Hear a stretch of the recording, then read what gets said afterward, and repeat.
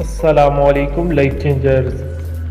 دوستو، دنیا کے پہلے موبائل کا بنیادی کام صرف کال کروانا تھا،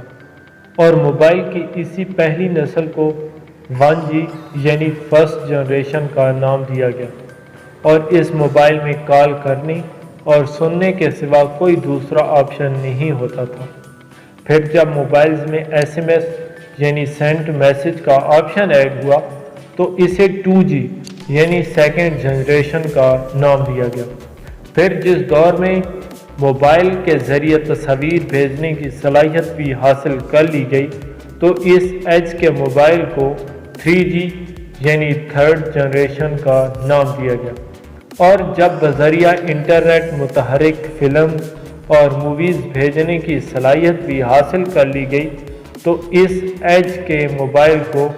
4G یعنی فورتھ جنریشن کا نام دیا گیا، اور ابھی جب موبائلز کی دنیا 5G کی طرف بڑھ رہی ہے تو اس وقت تک دنیا کی ہر چیز کو موبائل میں شفٹ کر دیا گیا۔ آج دنیا کا شاید ہی کوئی ایسا کام ہوگا جو موبائل سے نہ لیا جا رہا ہو، مگر حیرت ہے کہ اتنی ترقی کرنے اور نت نئے مراحل سے گزرنے کے باوجود یہ موبائل آج بھی اپنا بنیادی کام نہیں بھولا۔ آپ کوئی گیم کھیل رہے ہوں یا فلم دیکھ رہے ہوں، انٹرنیٹ سرفنگ کر رہے ہوں یا ویڈیو بنا رہے ہوں، الغرض موبائل پر ایک وقت میں مثلاً 10 کام بھی کر رہے ہوں، لیکن جیسے ہی کوئی کال آئے گی موبائل فوراً سے سب سے پہلے سب کچھ چھوڑ کر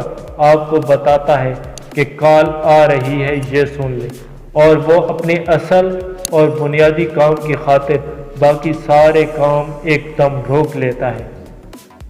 اور ایک انسان جیسے اللہ نے اپنی عبادت کے لیے پیدا فرمایا اور ساری کائنات کو اس کی خدمت کے لیے سجا دیا، وہ اللہ کی کال پر دن میں کتنی بار اپنے کام روک کر مسجد جاتا ہے۔